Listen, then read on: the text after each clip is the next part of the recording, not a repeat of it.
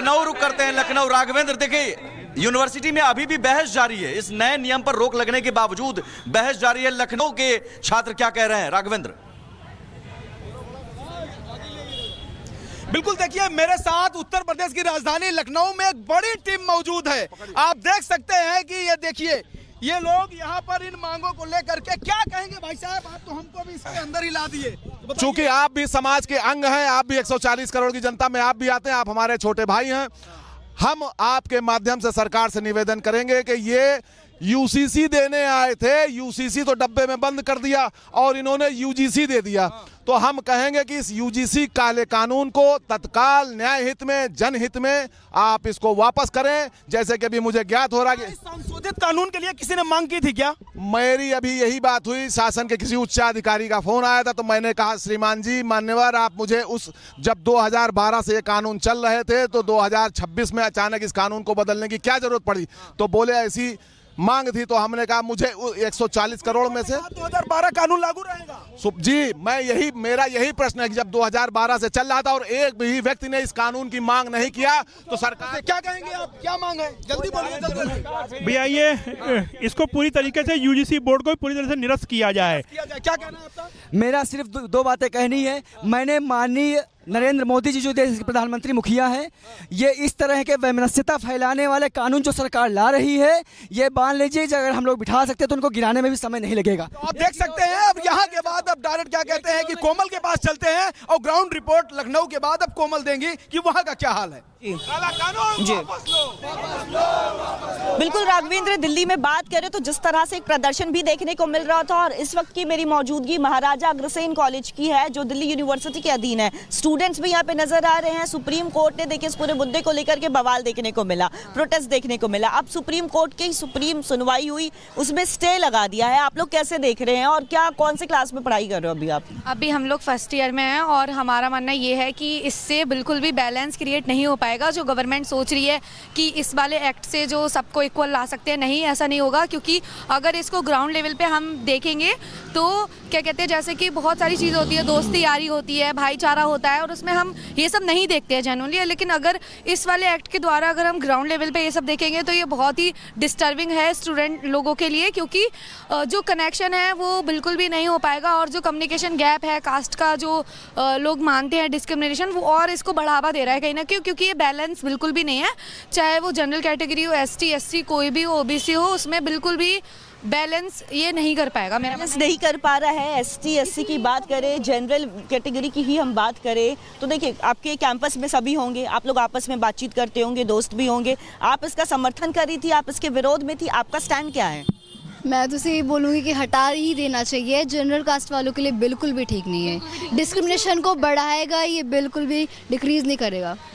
कौन से ईयर के स्टूडेंट हैं? फर्स्ट ईयर स्टूडेंट है। काफ़ी वोकल भी है आप लोग और बता रहे हैं जिस तरह से आपके यूनिवर्सिटी में कई स्टूडेंट्स होंगे, ST SC कैटेगरी से हो, जनरल से हो, OBC से हो, सब आपस में रहते होंगे, हॉस्टल में एक साथ रहते होंगे। PG में इनफैक्ट एक साथ रहना पड़ता है, रूम शेयर करना पड़ता है। अब इतना मतलब ये तो बिल्कुल कभी सोचा नहीं था। हाँ, नहीं नहीं, अगर अब जब इस चीज़ को पॉइंट आउट करा जा रहा है तो फोकस जा रहा है। अगर इस चीज़ को पॉइंट आउट नहीं करेंगे, नॉर्मलाइज रखेंगे तो इतना फोकस नहीं जाएगा। तो मेरा मानना यही है कि भाई बंद करना चाहिए, क्योंकि मिसयूज भी बहुत होता है इन चीज़ों को लेके, और हम ऐसे जज नहीं कर सकते, हम डिसीजन नहीं ले सकते। मिसयूज काफ़ी ज़्यादा होता है, ये स्टूडेंट्स का यहाँ पे कहना है। और आदर्श भी हमारे साथ लखनऊ से जुड़ गए हैं। आदर्श, आप जहाँ पे अभी हो वहाँ पे क्या कुछ है, स्टूडेंट्स का क्या कुछ कहना है?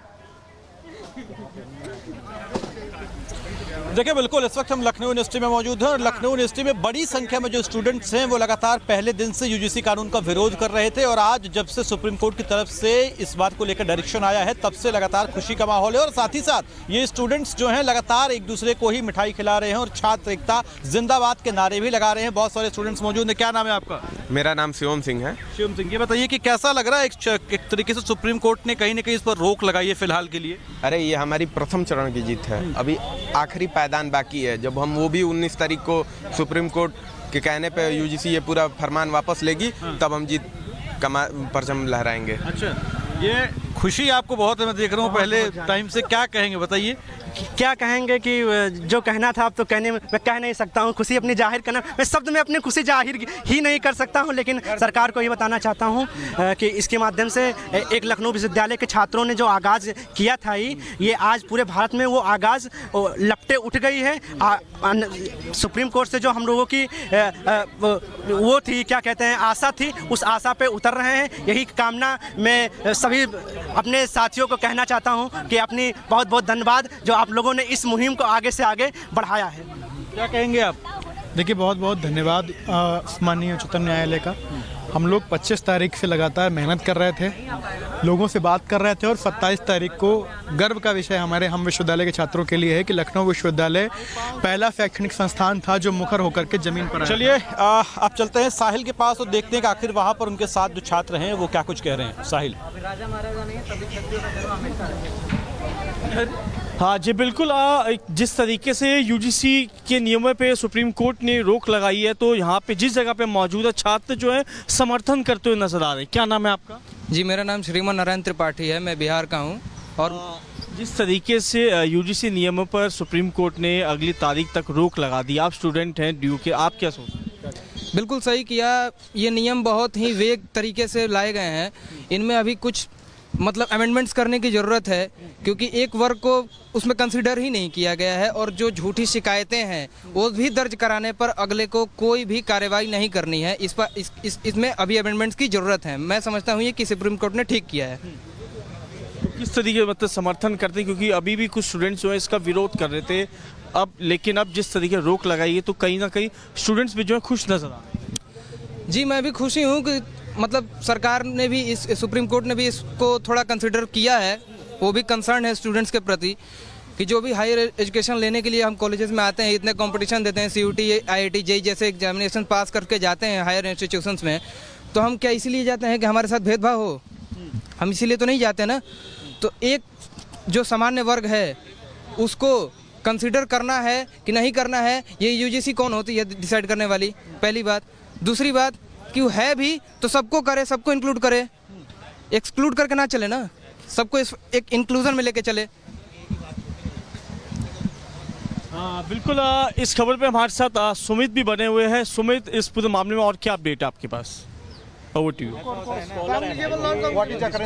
देखिए, बिल्कुल लगातार अपडेट यही है कि इस बड़े फैसले पर, और फैसला बहुत बड़ा इसलिए भी कह रहा हूँ क्योंकि असर हर जगह है।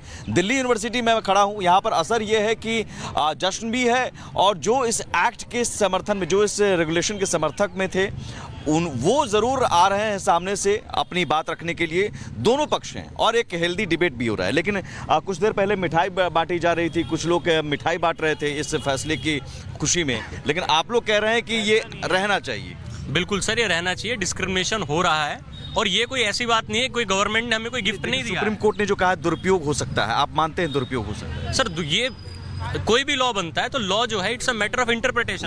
उसको सुधारने के लिए सुप्रीम कोर्ट ने कहा है कि इसको ठीक कीजिए, भेदभाव नहीं होना चाहिए। बिल्कुल, आप इसके पक्ष में? बिल्कुल भेदभाव नहीं, मिसयूज तो किसी भी लॉ का नहीं होना चाहिए, बिल्कुल नहीं होना चाहिए। जनरल वर्ग के लोगों पर आप कोई झूठा आरोप लगा दे, ये भी तो नहीं चाहेंगे? सर, ऐसा क्यों होगा कि कोई झूठा आरोप लगाएगा? क्यों नहीं हो सकता? झूठा आरोप अगर लगेगा, नहीं हो सकता भैया जी, क्यों नहीं हो सकते? झूठा आरोप किसी पे क्यों नहीं लग सकता है? अभी Shri Ram college of commerce में जिस लड़की के ये जब बिल पास हुआ, आप SRCC के ऑफिशियल वेबसाइट पे जाके देखिए, उसके कोई दिया कि हम खंडन कर रहे हैं, ये फेक इन्फॉर्मेशन है। ये कह रहे हैं कि झूठा आरोप लग सकता है।